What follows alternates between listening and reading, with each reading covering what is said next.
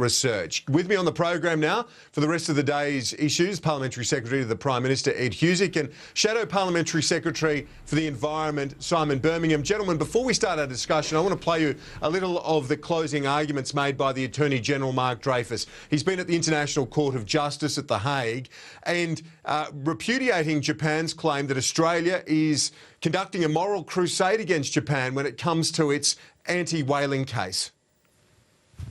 In what I can only assume is an attempt to deflect attention away from the true nature of the unlawful JAPA 2 program, Professor Akavan asserted that this case is, I quote, is about an emotional anti-whaling moral crusade that in the name of zero tolerance tolerates Sea Shepherd's violent extremism, the politicisation of science and the collapse of the IWC, unquote, as well as being a statement completely devoid of legal argument. This is untrue and offensive to Australia.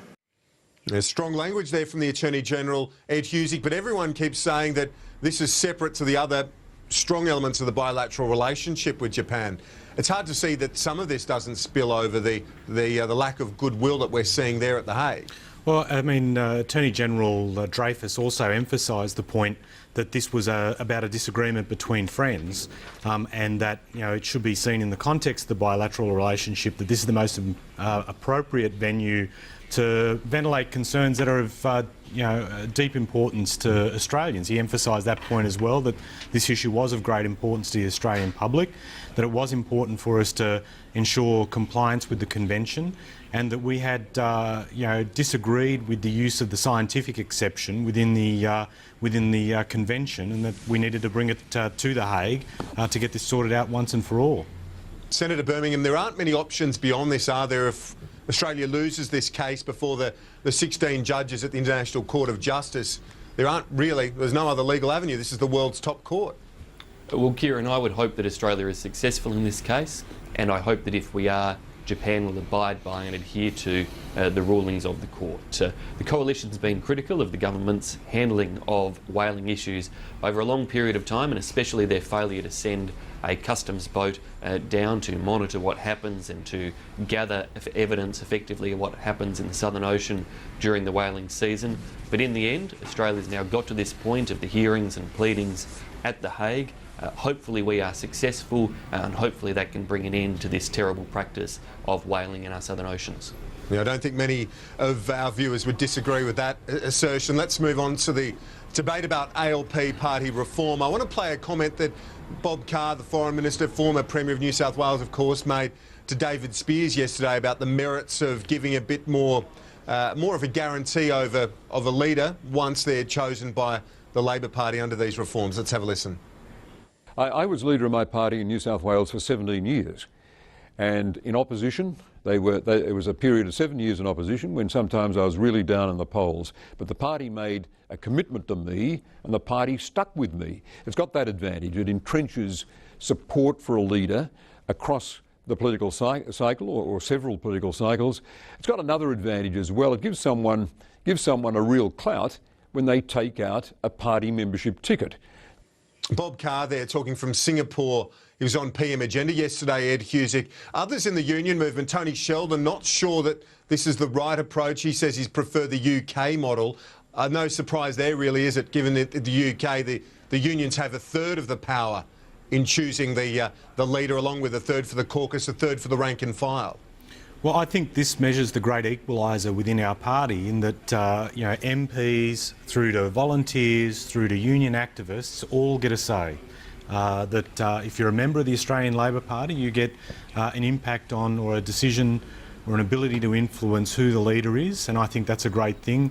From my personal perspective, what I particularly like about this move is that it requires of people who want to step up to leadership that they outline to party members what their vision, what their agenda, what their policy approaches will be, and I think that is a really good thing. It allows for that to be well and truly considered in advance. So overall, I think what the PM's done, what I'm very supportive of, is the fact that he's refreshing and reviewing and renewing the way in which the party works to make it, to modernise it, and to also... But the unions the unions don't seem convinced with, Tony Sheldon, as I say, suggesting that the UK model might be preferable and that this is only the start of the discussion. I know 6 trade unions have convened talks this Friday to discuss these reforms, so they don't seem entirely convinced. Is there a chance these might be scuttled after the election?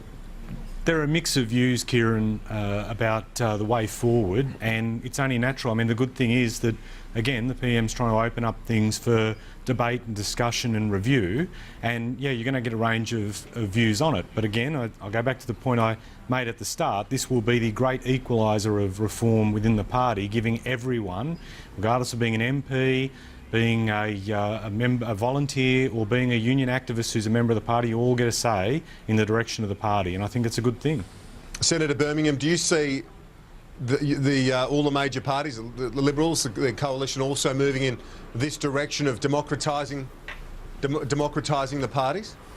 Well, Kieran, the Liberal Party will keep its internal processes for matters where we'll debate at the appropriate times. What I see about this debate is that it's a real demonstration of what is wrong with the Labor Party and the government at present. They are completely distracted by debating internal Labor Party rules, internal Labor Party machinations, how the Labor Party chooses its leader, rather than focusing on governing the country. The Labor Party is meant to be the government of Australia at present. Kevin Rudd's meant to be the Prime Minister of Australia.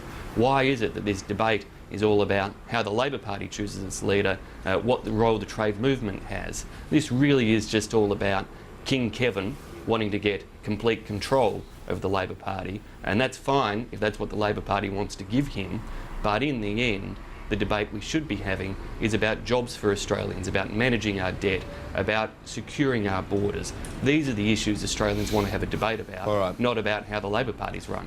Kevin Rudd is in Darwin again this morning, Ed Husic. It's the seat of Solomon, a coalition-held seat. Has there been a concerted shift here from the Labor Party, given the boost in the polls that you are now well and truly eyeing off coalition seats in the coming months? Well, I've said previously, Kieran, or in the course of the last week, that what's occurred is that we've got a contest. It's a lot more competitive now, and the ability to be able to talk across states and territories on issues of importance to people. And on Friday we'll be up there demonstrating some of the work of the NBN and what that will achieve for the Northern Territory, and Kevin, as the Prime Minister, is going visiting all corners of Australia to talk with people. And I want to make this point as well.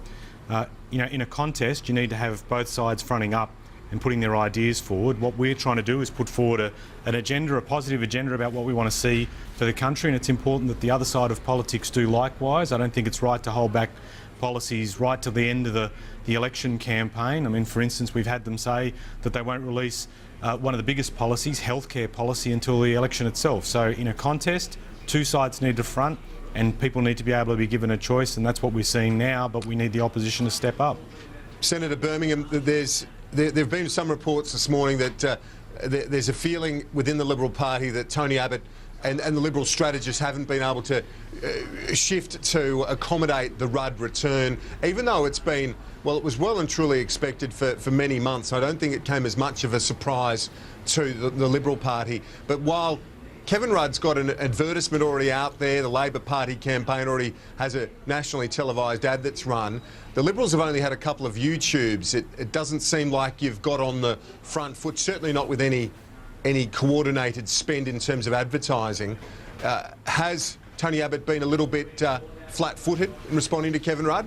Well, Kieran, are we in the days of governing or the days of campaigning? Because I thought we weren't in an election campaign yet. I thought Kevin Rudd has, it seems, refused to call that election campaign. Now, he should call it because the anniversary of the last election is the 21st of August. That is just 42 days away, when we will get the third anniversary of when Australians last had a say of who governs Australia. Now, if he calls an election campaign, then we'll start having election debates. Then we'll start running campaign ads. Then all of those things will start. We're in the meantime getting on with engaging with voters on the ground, releasing policies. I mean, let's understand this, that Tony Abbott, in the time since Kevin Rudd has been leader, has released our medical research policy, has released our policy on red tape reduction. We're actually getting out there trying to address the issues of how we can make Australia more competitive in the future, how we can generate more jobs for Australians, of course how we can secure our borders, how we can bring the budget back under control. These really are the important issues. You don't have any worry that Kevin Rudd's caught, the return of Rudd has caught the Liberal Party and its strategists flat-footed? Kieran, I'm not at all worried because there is an entire election campaign to go. We've always known that this campaign would be very difficult to win. It's always difficult to win an election from opposition into government. So we take nothing for granted, we take no seat for granted. But Kevin Rudd is just at present demonstrating for him it's all about campaigning. What about governing, Kieran? A quick break on AM Agenda and we'll return with Ed Husic and Simon Birmingham in just a moment.